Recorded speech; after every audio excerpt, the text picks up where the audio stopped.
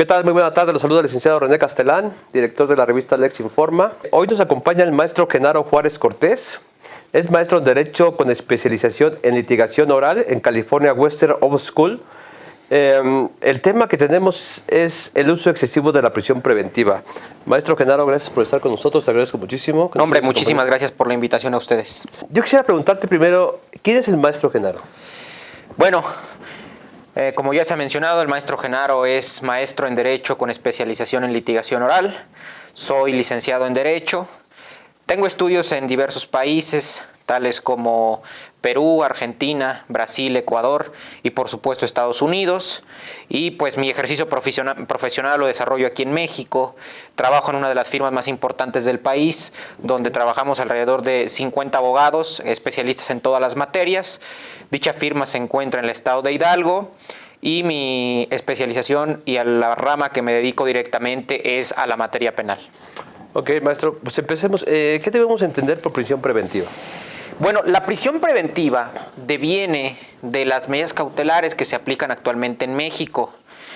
La medida cautelar de la prisión preventiva, por supuesto, es la más lesiva, la medida cautelar que puede generar un mayor impacto y un mayor daño al imputado. Es por eso que se aplica un principio de excepcionalidad respecto a la prisión preventiva. ¿Cuándo se va a aplicar esta prisión preventiva?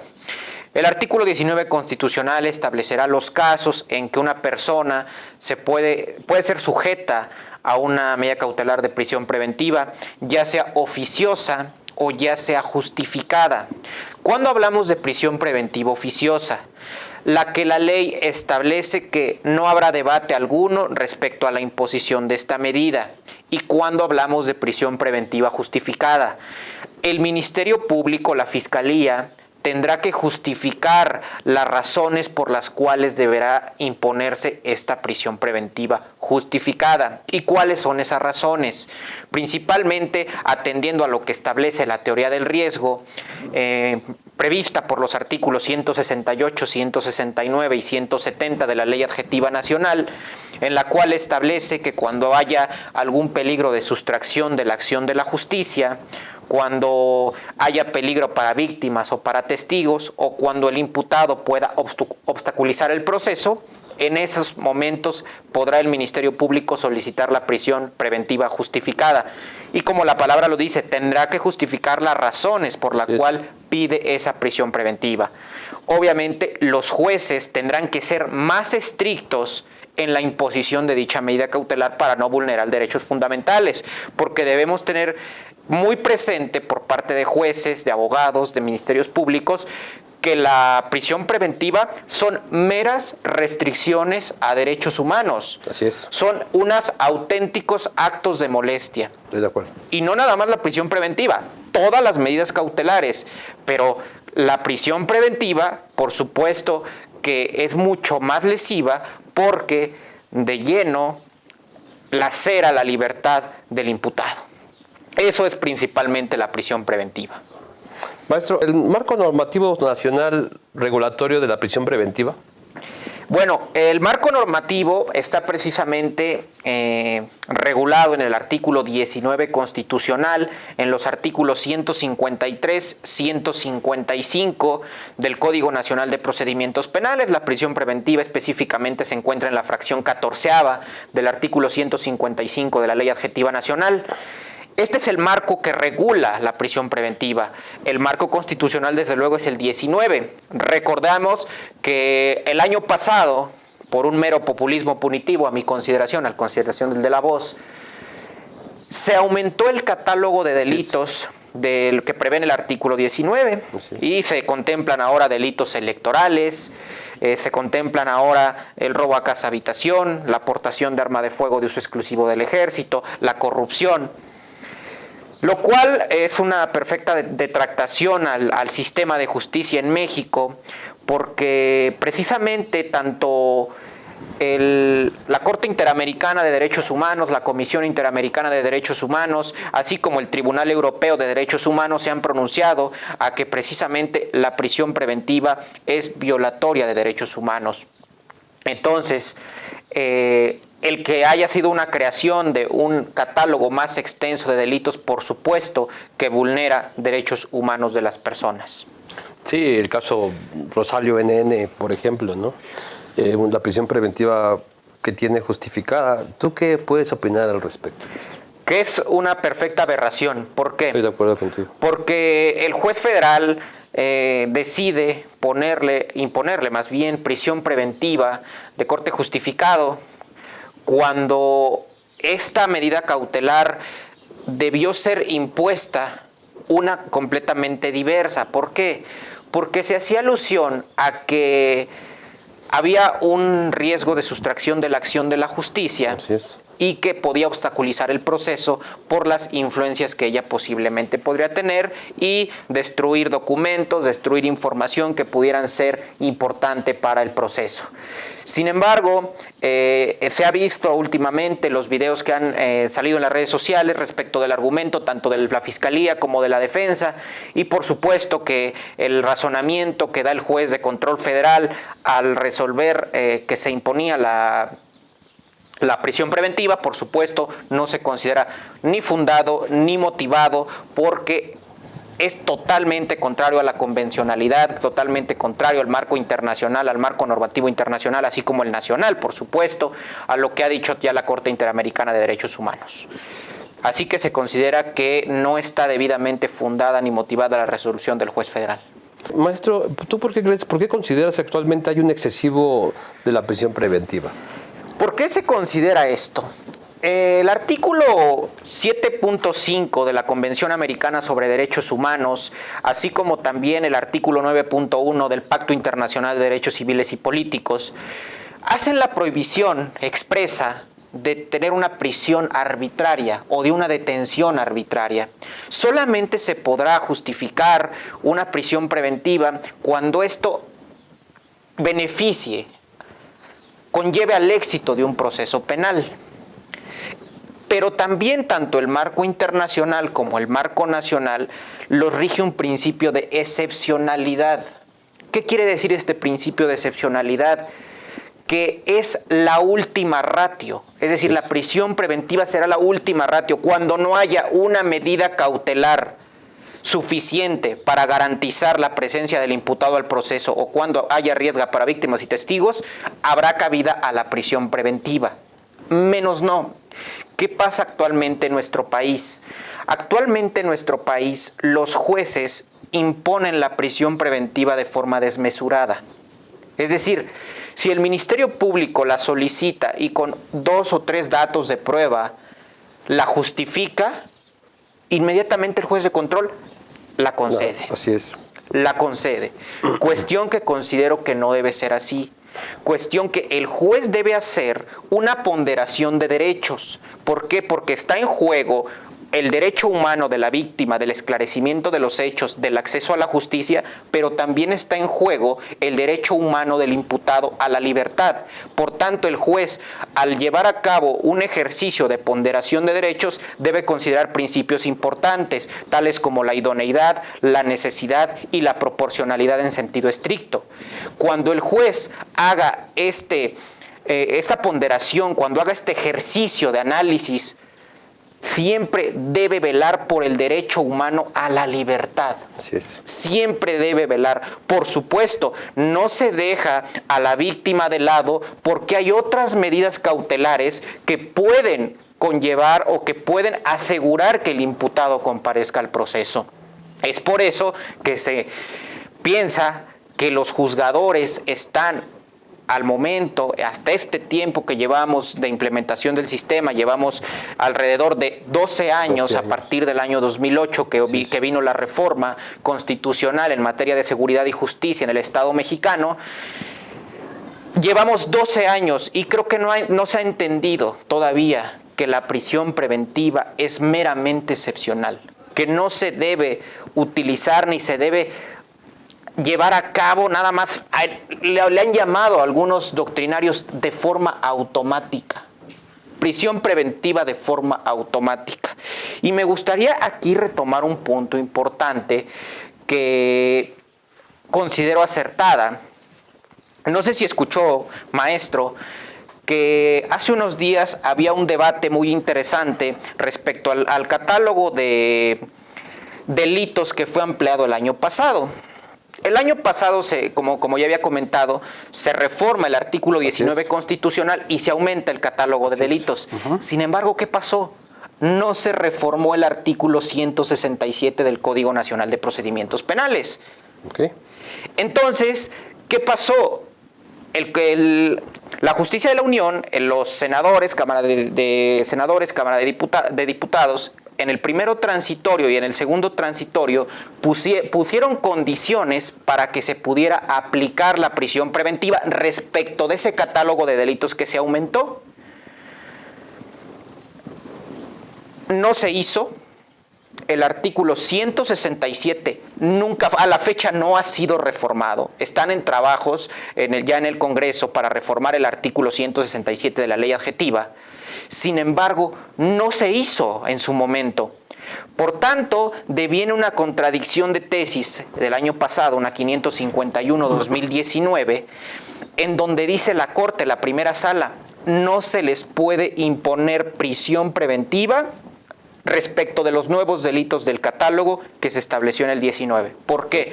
Porque el artículo 167 no ha sido reformado y el artículo segundo transitorio de la reforma establece que se tiene que modificar el artículo 167. Si no, se violan derechos humanos de seguridad y certeza jurídica.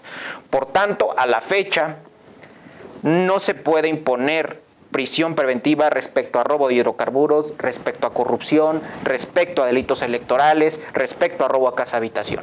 Todo ese catálogo de delitos a la fecha no se puede imponer prisión preventiva porque fue una contradicción de tesis resuelta por la primera sala de la Corte y algún juez que impusiera la prisión preventiva respecto de eso estaría violando derechos humanos y por tanto estaría en contrario a lo que ha establecido la Suprema Corte de Justicia de la Nación. Pero pues la está justificando el Ministerio Público de alguna manera, por eso es prisión justificada. Es correcto. Está justificada, ¿no? Es de ahí correcto. Encuentro algo. Es correcto, pero aquí ya lo que tenemos es que no puede ser impuesta de forma automática, eso sí, de acuerdo a lo que establece el 19 constitucional, sino que ahora el Ministerio Público tendrá que justificar precisamente esa prisión preventiva de forma justificada.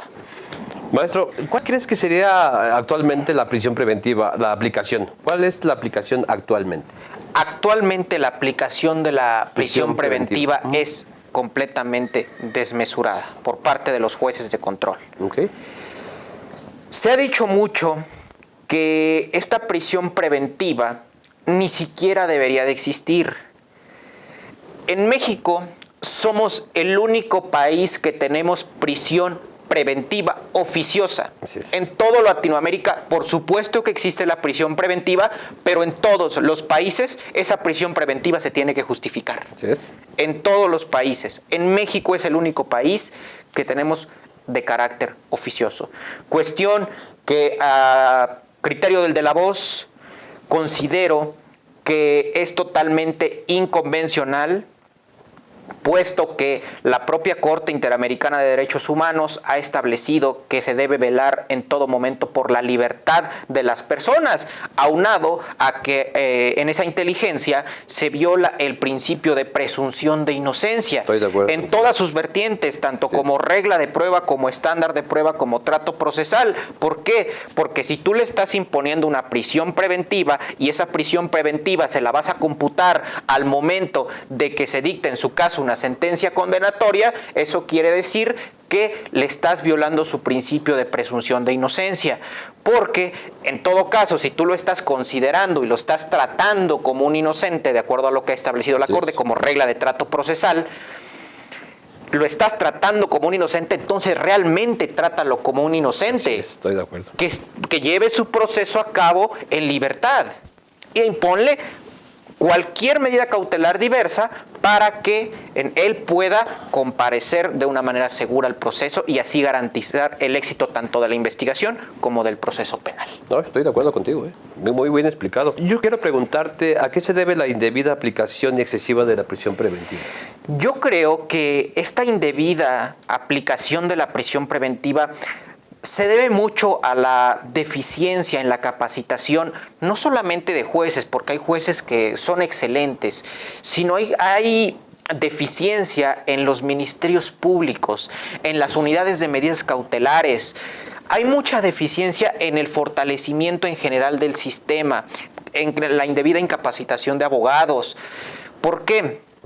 Porque al momento del debate de la medida cautelar, el juez resolverá con lo que tiene. Y muchas veces el Ministerio Público solicita la prisión preventiva justificada y la defensa no recabó datos de prueba, tales como un domicilio fijo, tal que lleve a cabo que tiene arraigo, tales como que tiene hijos en el lugar y que por eso no va a evitar la sustracción, que tiene un trabajo. Todo eso es obligación de la defensa recabar esos datos de prueba para que cuando llegue a la audiencia inicial y el Ministerio Público solicite una prisión preventiva justificada, la defensa tenga datos de prueba para refutar la solicitud del Ministerio Público y en ese momento lograr que el juez pueda tener una decisión diversa. Pero si el Ministerio Público la justifica con 2 o 3 datos de prueba, el informe de la unidad de medidas cautelares establece que si hay un riesgo, entonces seguramente el juez impondrá la prisión preventiva.